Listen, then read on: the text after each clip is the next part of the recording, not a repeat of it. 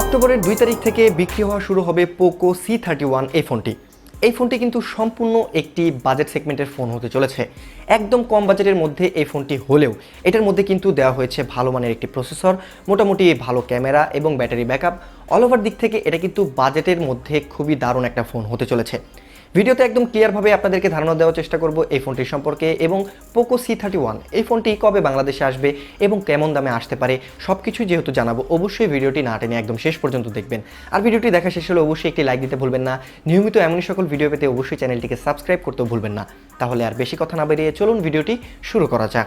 যেহেতু এই ফোনটি খুবই কম বাজেটের মধ্যে একটি ফোন হতে চলেছে, অবশ্যই এই ফোনটিতে থাকবে প্লাস্টিকের বিল্ড। তবে প্লাস্টিক ব্যবহার করলেও এই বিল্ড কোয়ালিটি মোটামুটি খুবই ভালো করেছে, খুবই শক্তপোক্ত একটি ফোন হতে চলেছে এবং এতে দেওয়া হয়েছে P2Y nano coating. P2Y nano coating হচ্ছে গিয়ে এতে দেওয়া হয়েছে স্প্ল্যাশ প্রুফ, মানে এটার মধ্যে পানির ছিটাফাটা পড়লেও কোনো সমস্যা হবে না এবং হাত যদি প্রচুর পরিমাণে ঘামেও মোটামুটি বলা চলে এটা একটা ছোটোখাটো ওয়াটার রেজিস্ট্যান্ট আপনারা বলতে পারেন। তো যাই হোক, একদম বাজেট সেগমেন্টের মধ্যে এরকম জিনিস থাকলে খুবই ভালো লাগে। আর ডিসপ্লে নিয়ে কথা বলতে গেলে এই ফোনটার ফ্রন্টে পাবেন একটি 6.53 ইঞ্চির HD+ রেজুলেশনের IPS LCD প্যানেল। এই ফোনটার দাম অনুযায়ী এটার ডিসপ্লে ঠিকঠাকই মনে হয়েছে, তবে যদি এখানে ওয়াটার ড্রপ না দিয়ে এখানে যদি ফ্রন্টে একটি পাঁচল কাটআউট দেওয়া যেত তাহলে কিছুটা আই ক্যাচি মনে হতো।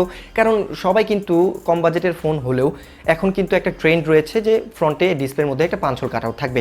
এই ওয়াটার ড্রপ নচটা কিন্তু এখন অনেকটাই পুরাতন বিষয় হয়ে গেছে। যাই হোক, দিয়েছে কিছু করার নেই। ওয়াটার ড্রপ নচ থাকলেও এইটার ডিসপ্লেটা মোটামুটি দেখতে ভালোই লাগছে। এটা ডিসপ্লের মধ্যে ভিউইং অ্যাঙ্গেলও খুবই ভালোই পাবেন এবং দামের কথা বিবেচনা করলে এই ফোনটার ডিসপ্লে মোটামুটি ঠিকঠাকই মনে হয়েছে। এবার যদি আমি এই ফোনটার আরও কিছু ফিচার নিয়ে কথা বলি, যেমন এই ফোনটাতে পেছনে ফিঙ্গারপ্রিন্ট স্ক্যানার পাবেন, ফ্রন্টে ফেস আনলকের মতো সুবিধা থাকছে। দামের কথা বিবেচনা করলে ফেস আনলক এবং এটার ফিজিক্যাল ফিঙ্গারপ্রিন্ট স্ক্যানার মোটামুটি আমার কাছে ভালোই মনে হয়েছে। এবং এই ফোনটার যদি আরও কিছু কথা বলি, যেমন এই ফোনটাতে হেডফোন জ্যাক ব্যবহার করতে পারবেন, এখানে কিন্তু দুইটা সিমের পাশাপাশি একসাথে একটি মেমোরি কার্ডও ব্যবহার করতে পারবেন এবং এই ফোনটার মধ্যে সব ধরনের প্রয়োজনীয় সেন্সর থাকছে। এবং এই ফোনটা কিন্তু মার্কেট থেকে আপনারা দুইটা কালারে পেয়ে যাবেন, একটা হচ্ছে কি রয়্যাল ব্লু এবং শ্যাডো গ্রে, এই দুইটা কালারে মার্কেট থেকে অ্যাভেলেবল পেয়ে যাবেন। এবার যদি এই ফোনটির ক্যামেরা নিয়ে কথা বলি, এই ফোনটার পেছনে থাকবে 3টি ক্যামেরা। মেন ক্যামেরাটি হচ্ছে 13 মেগাপিক্সেলের, পাশাপাশি 2 মেগাপিক্সেলের ম্যাক্রো এবং 2 মেগাপিক্সেলের ডেপথ সেন্সর পাচ্ছেন। ফ্রন্টে পাবেন 5 মেগাপিক্সেলের সেলফি ক্যামেরা। ক্যামেরা পারফরমেন্স বুঝতেই পারছেন, যেহেতু একদম এন্ট্রি লেভেলের একটা ফোন হতে চলেছে, তো ক্যামেরা পারফরমেন্সটা মোটামুটি এরকমই হবে। যাই হোক, অতটাও খারাপ না। 13 মেগাপিক্সেলের ক্যামেরা, মোটামুটি খুবই ভালো মানের ছবি তুলতে পারবেন এর পেছনের ক্যামেরা ধরুন। এবং এই ফোনটার ফ্রন্টে যেহেতু 5 মেগাপিক্সেলের ক্যামেরা দিয়েছে, বুঝতে পারছেন এখানে অত ভালো সেলফি পাবেন না। যদি 8 মেগাপিক্সেলের সেলফি দেওয়া যেত, মানে 8 মেগাপিক্সেলের সেলফি ক্যামেরা হলে খুবই ভালো ভালো ছবি তুলতে পারতেন। যাই হোক, 5 মেগাপিক্সেলের সেলফি ক্যামেরা দিয়েছে, সেলফির দিক থেকে এটা একটু পিছিয়ে থাকবে, মোটামুটি অ্যাভারেজ লেভেলের সেলফি আপনারা এখান থেকে তুলতে পারবেন। এরপরে যদি এই ফোনটার পারফরমেন্স নিয়ে কথা বলি, এই ফোনটাতে দেওয়া হয়েছে মিডিয়াটেকের হেলিও G35 এর মতো গেমিং প্রসেসর, 3GB 32GB এবং 4GB 64GB RAM ROM variant থাকছে। এবং এই ফোনটার যে স্টোরেজ, এটা eMMC 5.1 স্টোরেজ। এই ফোনটাতে যে প্রসেসরটি ব্যবহার করা হয়েছে হেলিও G35, এটাকে আমি গেমিং প্রসেসর কেন বলছি, এইটা এন্ট্রি লেভেলের ফোনগুলোর মধ্যে, মানে বাজেটের কথা বিবেচনা করলে এটা আসলে একটা গেমিং প্রসেসর। এটা একদমই ফেলে দেওয়ার মতো কোনো প্রসেসর না।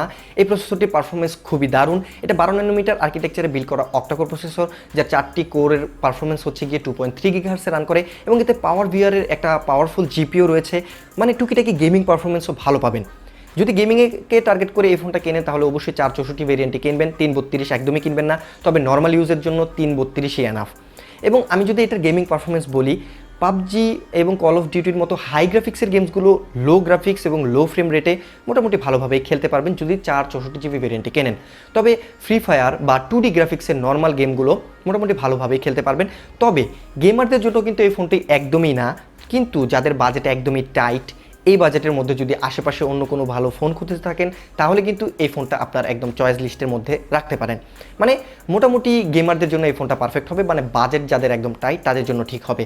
আর ব্যাটারির ব্যাকআপও খুবই দারুণ পাবেন, কারণ 5000 mAh এর ব্যাটারি রয়েছে, দুর্দান্ত করে একটা ব্যাটারি লাইফ পাবেন। নর্মাল ইউজে কিন্তু এই ফোনটা 2 দিনের মতো ব্যাটারি ব্যাকআপ দেবে। তবে এটাতে কোনো প্রকারের ফাস্ট চার্জিং সাপোর্ট থাকছে না, বক্সে একদম 10 ওয়াটের একটা নর্মাল চার্জার দিয়ে দিয়েছে। যাই হোক, অল ওভার দিক থেকে এটা খুবই ভালো। তবে একদম হেভি ইউজার বা হেভি গেমারদের জন্য এই ফোনটি একদমই না। এই ফোনটা একদম নর্মাল ইউজারদের জন্য খুবই পারফেক্ট হবে, যারা প্রচুর পরিমাণে ভিডিও দেখেন, মানে ইউটিউবিং সোশ্যাল মিডিয়া কনজাম্পশন করেন, তাদের জন্য একদম পারফেক্ট হবে এবং টুকিটাকি গেমিং করলেও কোনো সমস্যা হবে না। এখন কথা হচ্ছে এই ফোনটার প্রাইস কত।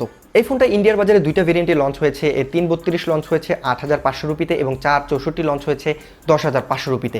হয়তোবা 500 রুপি ডিসকাউন্টে বিভিন্ন অনলাইন প্ল্যাটফর্মে পাওয়া যাচ্ছে দুইটা ভেরিয়েন্টই, তবে বাংলাদেশের বাজারে আসলে হয়তোবা হয়তোবা এই ফোনটার প্রাইস 10,000 থেকে 12,000 টাকার আশেপাশেই থাকবে। এখন কথা হচ্ছে এই ফোনটা কি আদৌ কেনা উচিত হবে, বাংলাদেশে কবে আসবে? যেহেতু ইন্ডিয়ার বাজারে অক্টোবরের 2 তারিখ থেকে বিক্রির উদ্দেশ্যে বাজারে আসবে, তো অবশ্যই অক্টোবরের হয়তোবা শেষের দিকে বা মাঝারের দিকে বাংলাদেশের বাজারে আসতে পারে। তবে এটা একদমই কনফার্ম না। বাংলাদেশের বাজারে এই ফোনটার নামও হয়তোবা এই নামে নাও আসতে পারে, মানে পোকো C31 এই নামে ইন্ডিয়ার বাজারে লঞ্চ হয়েছে, বাংলাদেশের বাজারে হয়তোবা অন্য নামেও আসতে পারে। তবে এই বিষয়গুলো একদমই কনফার্ম না এবং এই ফোনটার প্রাইসও একদম কনফার্ম না। তো বাংলাদেশে যখনই এই ফোনটা অফিসিয়ালভাবে লঞ্চ করা হবে এবং যখনই আসবে তখন আপনাদেরকে অবশ্যই একটা ভিডিওতে একদম ডিটেলসে জানিয়ে দেবো যে বাংলাদেশে কত দামে লঞ্চ হলো এবং এই ফোনটা কাদের জন্য পারফেক্ট হবে। তো অবশ্যই পরবর্তীতে ভিডিওগুলো যদি আপনি মিস না করতে চান তাহলে এখনই আমার চ্যানেলটিকে সাবস্ক্রাইব করে রাখুন আর পাশে থাকা বেল আইকনে প্রেস করতে একদমই ভুলবেন না। আর এই ফোনটি বাংলাদেশের বাজারে কত দামে আসলে পারফেক্ট হয় অবশ্যই আপনার মূল্যবান মতামতটি ভিডিওতে কমেন্ট করে জানাবেন, আমি আপনার কমেন্টের আশায় থাকবো। তো আজকের মতো এই পর্যন্তই, আবারও দেখা হচ্ছে এমনই আপকামিং ফোন সম্পর্কিত ভিডিওতে। ততক্ষণ ভালো থাকবেন, সুস্থ থাকবেন, আল্লাহ হাফেজ।